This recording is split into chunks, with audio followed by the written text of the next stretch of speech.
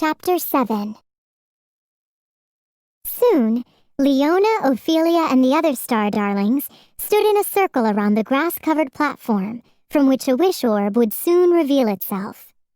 Leona looked up and saw clouds drifting slowly across the blue sky. As usual, she had to remind herself that they were underground and not in Starland City Park. "Are you ready, star darlings?"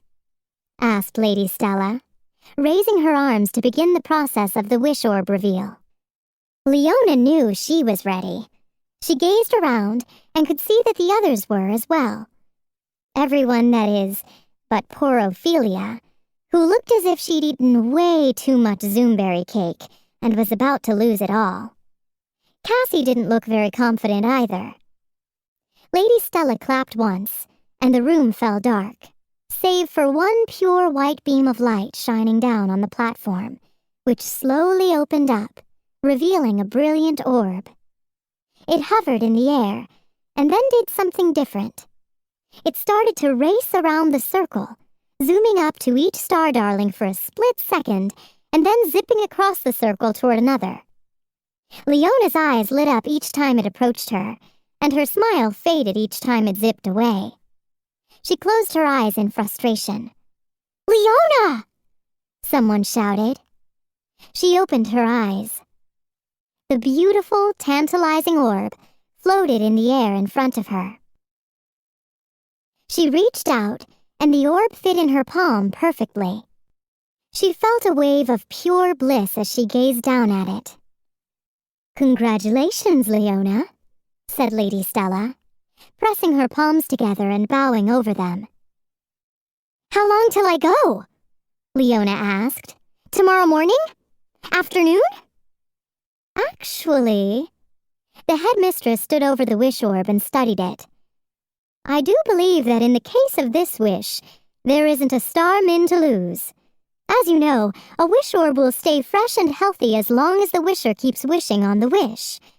But if they begin to forget, or change their mind, their wish orb will lose its glow and fade away." "Is that what's happening?"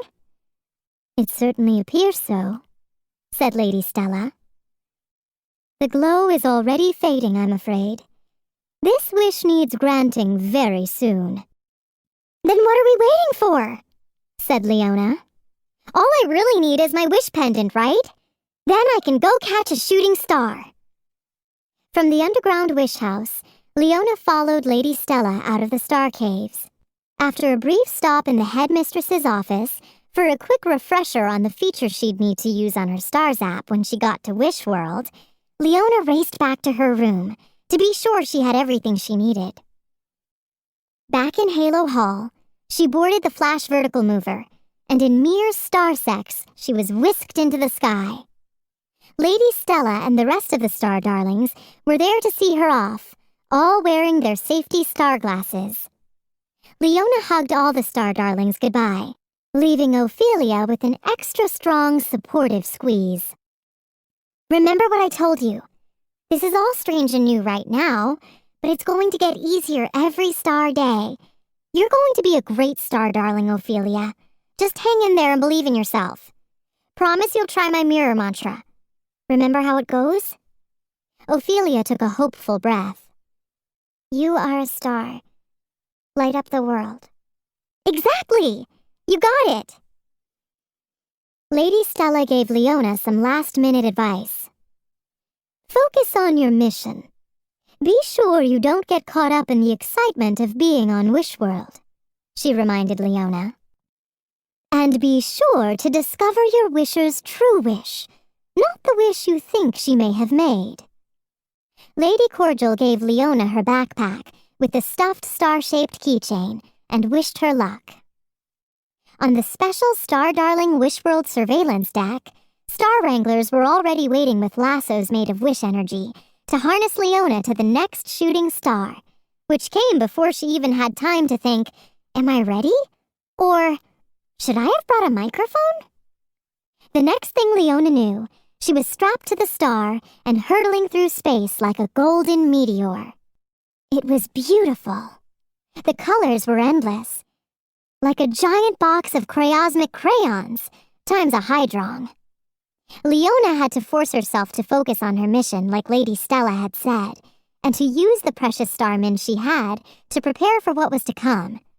It was hard, though, not to simply gaze around, enjoying a view of the universe that only a few starlings ever got. Fortunately, she had her stars app to alert her when it was time to commence her appearance change. By then, she had entered Wishworld's atmosphere and could see the shapes of the continents below. She hurried to pull up the Wishworld outfit selector on her stars app and choose something wishlingy to wear. Then she closed her eyes, placed her hand over her golden cuff, and recited the body-transforming lines. Starlight, star bright, the first star I see tonight. I wish I may, I wish I might, have the wish I wish tonight. A soothing warmth spread through her body, and she envisioned what she'd look like on Wishworld. Hair that was light brown instead of gold, and skin that was still honey brown, but shimmerless and dull. She opened her eyes slowly to see if the mantra had worked. Starmendous, she said out loud, shaking the stars loose from her hair. Her stars app flashed, prepare for landing, and Leona did, once more closing her eyes. She braced for a jolt, but she was far from ready for the icy cold splash she got instead. Ah! She wailed, opening her eyes to find herself in the middle of a wide blue tree-lined lake. She grabbed the star and swam to shore as fast as she could, grateful for her water ballet lessons in Luminous Lake. Unfortunately, while all bodies of water on Starland instantly adjusted to any temperature a swimmer might desire, from hot tub warm to refreshingly cool, the water in this Wishworld lake was most undesirably ice-cold. Leona reached the bank and climbed out, shivering, only to feel colder when her wet skin met the air. Without her natural star energy glow and shimmer, she had no way to keep off the chill. But she did have a stars app, fortunately, which meant a whole wardrobe of dry clothes. She quickly pulled it out and dialed up the warmest outfit she could find. A butter-soft, long-sleeved gold sweater with a chenille star appliqued on the chest, a pair of brown leggings flecked with gold, and cozy fleece-lined boots covered with tiny, shiny gold sequins. Then, she took a starmin to make a mental note, which would be recorded in her cyber journal when she pressed a button on her stars app. Mission 3. Wishworld Observation Number 1. Wishworld water is cold. Recommend including a drying feature in future Star Darling Stars apps. Leona shook the water off her star and folded it up. She checked her image in her stars app and was pleased. With the outfit, at least. Her hair, on the other hand, was dripping wet. On Starland, of course, this never happened. Hair looked exactly the same, dry or wet. Leona wished she knew what wishlings did with their hair in these situations, but the subject had never come up in class. All she could do was give it a shake and hope it dried by itself. Most important, she knew, was to find her wisher, and she turned once more to her stars app for that. Take me to the wisher I've come to help, she said, holding the stars app out to see where it would lead. Before my wisher forgets her wish, she thought, or somehow changes her mind. Directions appeared on the holo screen, and Leona followed them away from the lake and through the trees. Pine trees.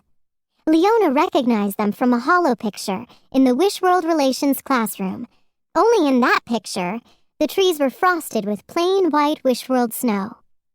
On Starland they had snow as well, but the flakes were all different colors and looked like confetti when they fell. Leona remembered thinking how much fun it would be, just once, to have one color snow. She would, of course, have picked gold. Before too long, the directions led her out of the woods and into the sun, onto a lush green Wishworld lawn. Leona paused to let the warm rays sink in, then continued down a lane, to a tall, dull black yet impressively intricate iron gate, similar to the one that ran around Starling Academy. She noticed words at the top and read them. Havisham Academy, boarding school for girls. Havisham Academy. Oh! Gasped Leona. This must be the place. Perhaps it was even a school for special wishlings, like Starling Academy was for starlings. Much like at Starling Academy, a long driveway led through the gate and was lined with stately, broad-limbed trees. Unlike along Starling Academy's Constellation Lane, though, the leaves along this Wish World road remained a single color, green. The drive circled at the end, where it reached a wide rectangular building made of rough, reddish bricks. Leafy green ropes grew up the walls, all the way to the slate roof. Leona was checking her stars app again to see if it might inform her that her wisher was inside, when all of a sudden, without any warning, the doors flew open and a flood of young female wishlings poured out. And they weren't just coming from that one building, Leona soon realized, but from similar-looking structures all around. Some kept to the paths that crisscrossed the well-trimmed lawns, and some hiked across the grass. Leona froze, fearing one of the kids might run over her if she kept moving. Look out! It almost happened anyway. A line of 3 girls stopped short, just in front of her, forcing Leona to stumble back. Oh, sorry, one said. You probably shouldn't stand here. Yeah, not when class is let out at least. Are you looking for someone? The first girl asked. Who, me? If they only knew, Leona thought. Actually, I go here. You do? 2 girls raised their eyebrows. The third eyed Leona from head to toe. Then why aren't you wearing a uniform? A what? Leona said. The third girl nodded toward her outfit, then gave a quick chin bob to each of her friends. That's when Leona noticed for the first time that they, and every other girl in sight, were all dressed exactly alike. Black shoes, tall white socks folded just below the knee, crisp white shirts with plain white buttons in a row all down the front, red and blue striped strips of fabric tied in knots around their necks, plaid skirts with a large decorative pin, and finally, boxy storm gray blazers with shield-shaped patches affixed to pockets on their chests. Right, a uniform! Leona remembered now. They had learned about those in class. Only she thought those were clothes adult wishlings wore for some of their special jobs, like putting out fires or fighting crime, things that on Starland never needed to be done. And then there were the uniforms adult wishlings wore when they played young wishling games in front of crowds. But to school? Leona must have somehow missed that lesson, or laughed it off as a joke. So this is the uniform today? Her finger jumped from girl to girl. And tomorrow, I guess you wear a different one? Is there by any chance a gold day? The girls' faces wrinkled into different patterns of confusion. We wear this every day. I thought you went here, one of them said. I do. Every day? Thought Leona. If she'd been on Starland, she'd surely have lost her glow. But I'm new. I just arrived. Leona forced herself to add a smile, but it was hard to make it stay. The image of her in that made her want to cry instead. Oh, so you're probably looking for the headmistress, said the first girl. She'll give you a uniform and show you to your room. She pointed to the door they'd just come out of. In there. First door on the left. Star thanks, said Leona. She waved and watched the girls walk off. Then she turned and headed in to get her, gulp, school uniform. Mission 3, Wish World Observation Number 2. Warning! Be prepared. Choice of wishling wardrobe is not guaranteed. Finding the headmistress was easy, as was convincing her that Leona was enrolled in her school. The mind control techniques Sage and Libby had taught Leona and the others worked beautifully on her. Almost instantly, Leona was being given a room assignment, a class schedule, and of course, a uniform, while the headmistress remarked on the sudden scent of baking brownies and paused now and then to lick her lips. She told Leona her room number and handed her a key. Leona politely refused her offer to show her the way. She wanted to find her wisher immediately. From there, Leona slipped into a restroom and quickly changed. She was more eager than ever to get on with her mission and back to her wardrobe on Starland as soon as possible. Now where is my wisher? She checked to see if her star zap had any further instructions to give. Ah! She cried, as she suddenly noticed a wishling girl standing right there. Leona reeled back in surprise. "You scared me," she started. Then she realized the pretty, curly-haired wishling was saying the same thing. "Starf," she said to her reflection in the mirror above the sink. She knew she was supposed to look like a real wishling, but still, it was hard to accept. She fluffed her hair, which had dried out fairly well. "You are a star," she said. "Light up the world." Her sparkly self stared back at her, and a surge of energy boosted her confidence. And with that, she opened the bathroom door and charged into the hall. According to the headmistress, classes were over for the day. The hall, therefore, was empty, and Leona's footsteps echoed as her stiff new loafers clip-clopped across the floor. Leona figured she'd head back outside and hope her star zap directed her from there.